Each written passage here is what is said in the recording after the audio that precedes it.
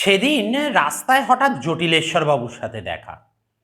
স্যারকে দেখে এগিয়ে গিয়ে আমি যেই প্রণাম করেছি, অমনি স্যার সঙ্গে সঙ্গে ছুঁড়ে মারলেন আমাকে সেই ভয়ঙ্কর প্রশ্নটা যে, কিরে, কি করছিস এখন?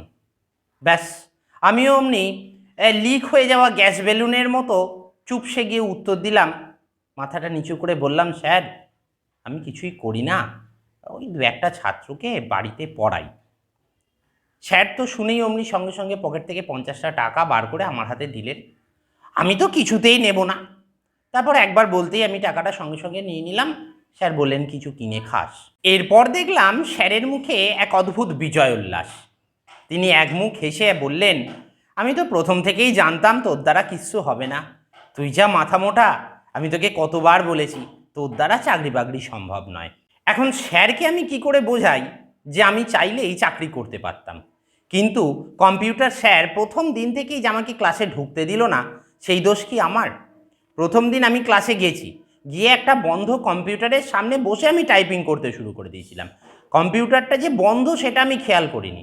ব্যাস, তারপর থেকেই স্যার বললেন, ওরে ওটা তোর জন্য নয়, তুই আর আসিস না। মিথ্যে কথা বলবো না, এত কিছুর পরেও আমার বাবা তো দুষ্টুদাকে ধরে আমাকে একটা জায়গায় ঢুকিয়ে দিয়েছিল।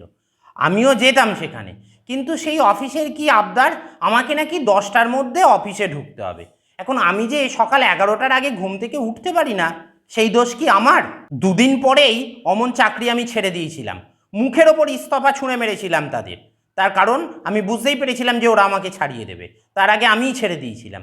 যাই, আজকে আরেকবার স্যারের কাছে যাই, যদি আবার গোটা 50 টাকা দেয়।